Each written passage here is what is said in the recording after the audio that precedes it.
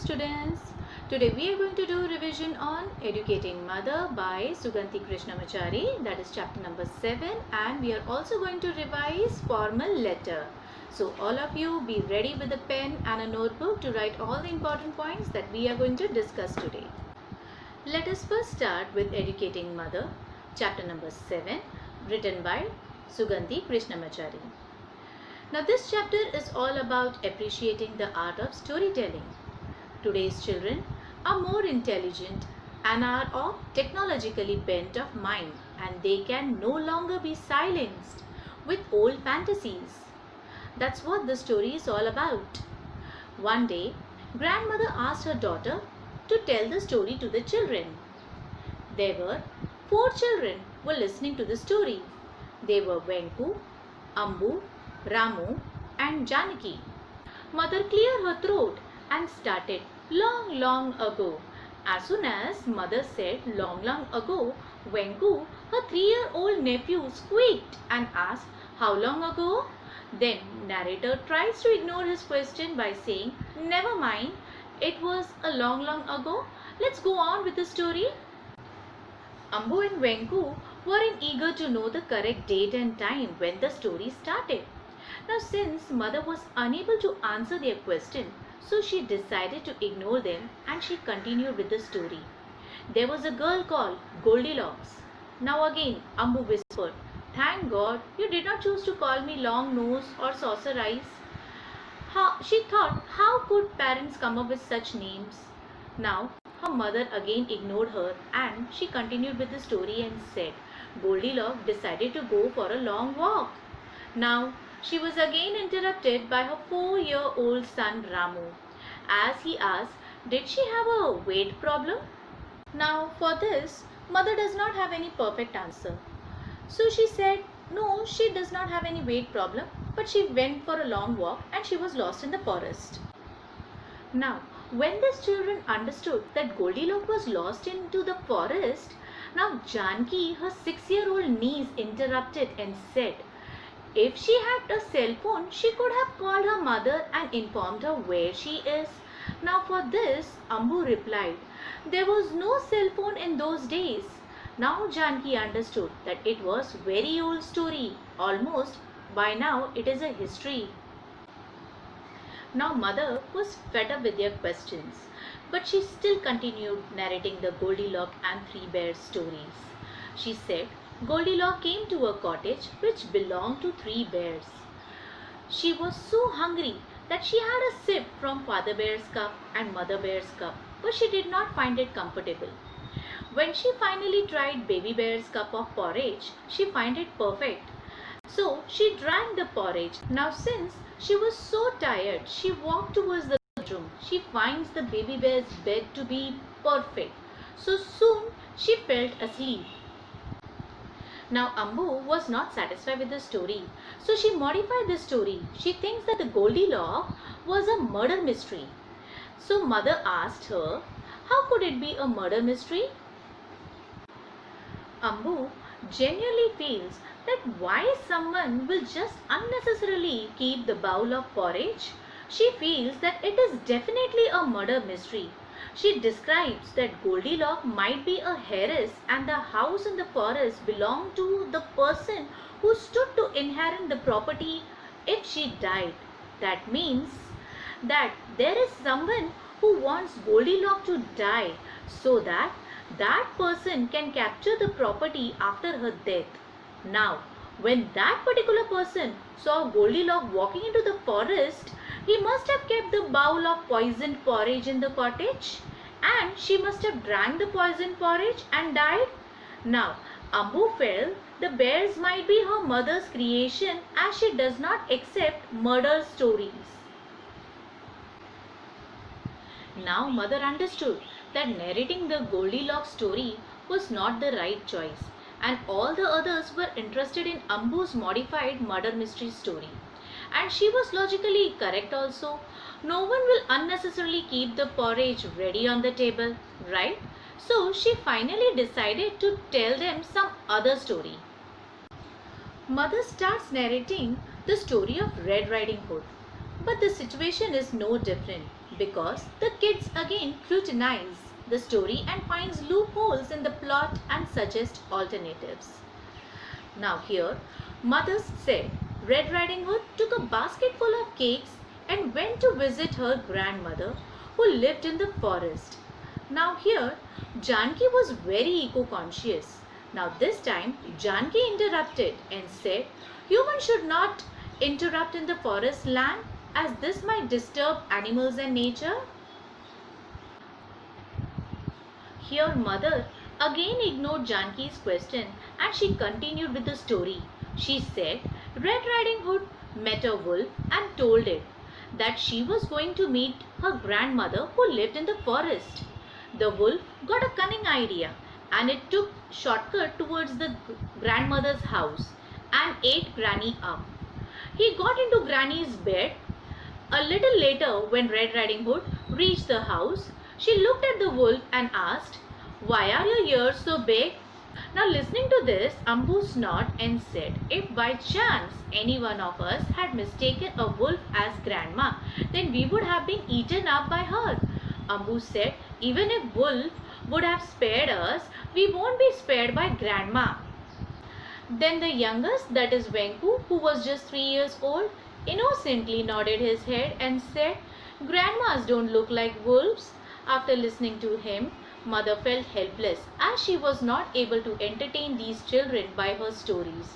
She felt that she was losing the interest of her audience. To this, mother accepted that grandmas don't look like wolves. She tried to divert everybody's mind by narrating them Cinderella's story, which again met with criticism. As soon as she started with the story, Ambu denied to continue with Cinderella's story, as she feels that Cinderella was a stupid person who waited all her life for Prince Charming. Ambu felt that she could have easily escaped her stepmother by getting herself a good education and a job. For this, her mother replied, how could she go to school when she was made to do all the household work by her stepmother? Ambu and Janki analyzes the story and come up with better alternatives, and the younger one starts getting interested in their version. Ambu actively replied she could have gone to night school. Ambu continued asking as she wanted to know why are all girls only in the story and all appearing in a silly and stupid manner. Ambu was very angry. She wanted to find out that person's name who had written such gender biased story. Now narrator switches to the story of Jack and the Beanstalk, as it was difficult to control these children and it also became difficult to answer their logical question, and this time she wanted to narrate a story where a boy is involved. As soon as mother started with Jack and the Beanstalk, Ramu interrupted. He said he had heard this story. It's where Jack plants a seed and a very tall plant grows from it overnight. For this, Janki interrupted with an intelligent question that did Jack used a genetically modified seed? Now here mother again was helpless as she was not able to answer them. Now she finally asked if she can narrate Patala Bhairavi's story. Now for this, Venku interrupted and said, it is a story where a man wears a magic slippers that takes him wherever he wants to go. And now Ramu wanted to know how could those slippers move forward? What kind of fuel did he use? The narrator was finally exhausted with their unending questions. So she finally gives up and flees away. Students, open your New Voices textbook, page number 73. Now, this true and false was given as homework. So, those who have done will cross-check your answers, and those who have not completed yet, they are going to do it right now. Now, the first one. Ambu was a 12 years old boy. Now, that's false. She was a girl. The next. Children love the stories told by their mother. That is false. Then the next, mother told the children 5 stories. That's true. Mother said about Goldilocks and 3 bears. She spoke about Red Riding Hood. Then she spoke about Cinderella. Then she spoke about Jack and the Beanstalk. And then finally she spoke about Patala Bhairavi. Then Ambu told the children a modified version of Goldilocks. That's true. Then the next one. Mother did not manage to entertain the children well. That's true, because she was not able to answer their questions. Then the next one. Mother was trying to teach the children science through the stories. That's false. With the stories we learn morals. Then the next one. The children thought the stories told by their mother were difficult to believe. That is true. Nowadays, children are intelligent and technologically bent. They do not easily accept the fantasy stories, right? Now students, with this we have completed the revision for the chapter Educating Mother, and I insist all of you to be thorough with the textbook as well as with the notebook, as questions can come from anywhere. Now let's start with revision for formal letter. These letters include applications, letters to editor, official letters, letter to and from organization, government department, and so on. While writing formal letter, one should ensure that it is not too extensive. A formal letter is written for business purposes or professional purposes. These letters have an object in mind, and these letters must be to the point. Now there are different types of formal letter. A letter to editor, a letter to government, a letter to police, a letter to principal. It can be a order letter or inquiry letter, a business letter or a letter to bank manager or invitation letter, and so on. Now students, let's note few points for formal letter. A formal letter strictly follows this prescribed format for writing a formal letter. The subject line is very important in formal letter. Write in a respectful tone. Avoid making threatening, anger or sarcastic comments. One should be choosy in words and phrases. Use of casual words or unofficial words or abbreviation or slang language must be restricted while writing a formal letter. A formal letter must be precise and to the point. The tone and language in the formal letter must be always formal. Clarity of thoughts must be there. One must arrange the words and sentences in such a manner as to convey the exact meaning. Now let's start with format.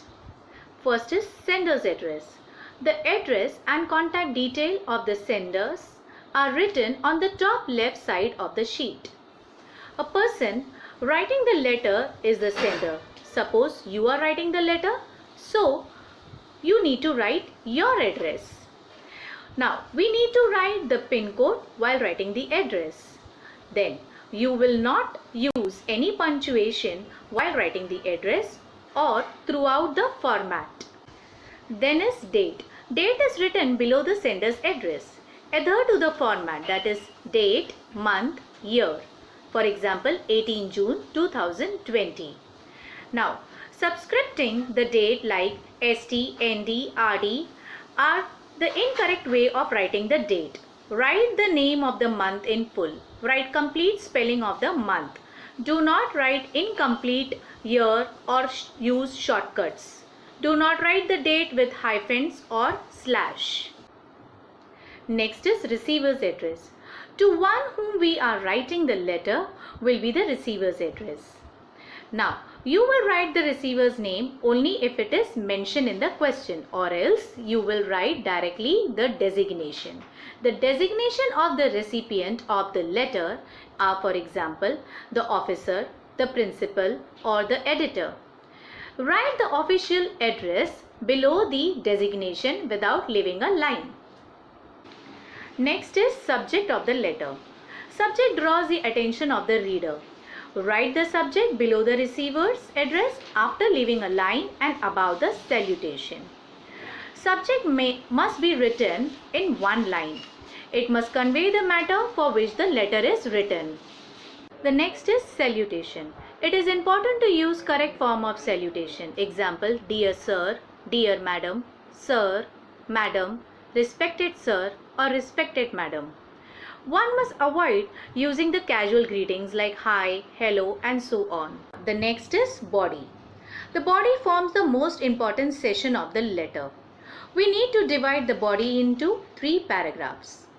In the first paragraph, introduce yourself and the purpose of writing the letter in brief. Begin the sentences or phrases like, I wish to draw your attention, or on behalf of the resident of so and so. Then you can also start like, I wish to express, and then you can continue with the matter. In the second paragraph, give a detail of the matter. Then, in the third paragraph, conclude by mentioning what you expect. For example, a solution to your problem, to highlight an issue in the newspaper and so on.